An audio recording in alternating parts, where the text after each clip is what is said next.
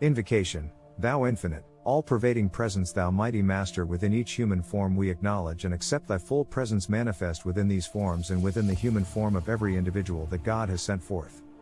We give praise and thanks that at last we have become aware of this mighty presence to whom we can turn and recognize the fullness of God's activity, the I am of all things.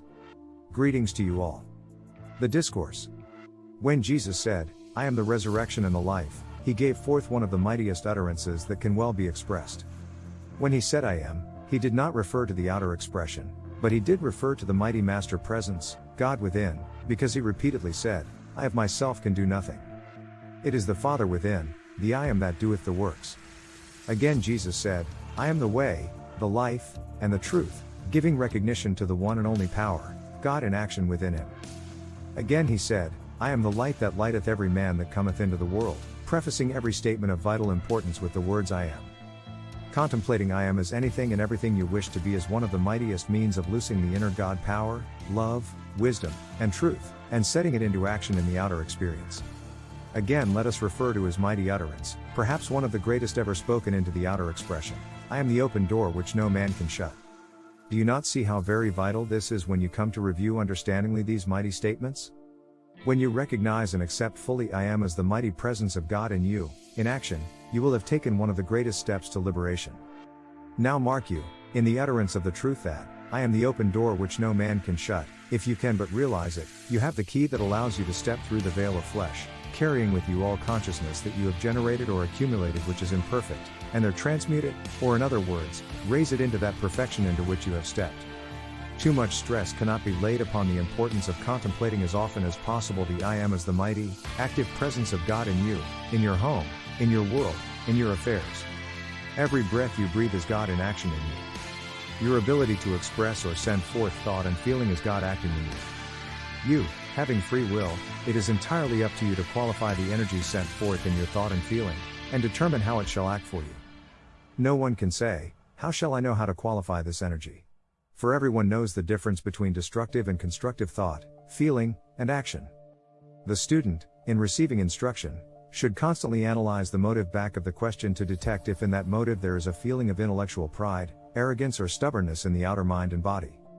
If there is within the motive a lurking desire to argue and prove the instruction wrong rather than receive the blessing and truth intended, the individual has unknowingly shut the door, for the time being, to his ability to receive the good offered. Again may I remind the students, regardless of their personal opinions as to what the truth shall be, I have proven through many centuries, these condensed instructions now being given forth. If one wants to receive the greatest benefit possible and the comprehension that will be absolute, certain freedom and liberation, listen with an entirely open mind, with the consciousness that the I am the active presence of God in you is your certain ability to receive, accept, and apply without limit the instruction which is being given forth with an accompanying radiance, which will enable certain students at this time to comprehend these simple, yet mighty assertions of truth to their great blessing and freedom. The admonition has been before humanity through many centuries. Ye cannot serve two masters. Why is this so? First, because there is only one intelligence, one presence, one power that can act, and that is the presence of God acting in you. When you turn to the outer manifestation and give all kinds of expressions and appearances power, you are attempting to serve a false, usurping master, because the outer expression can only find an appearance through the use of God's mighty energy.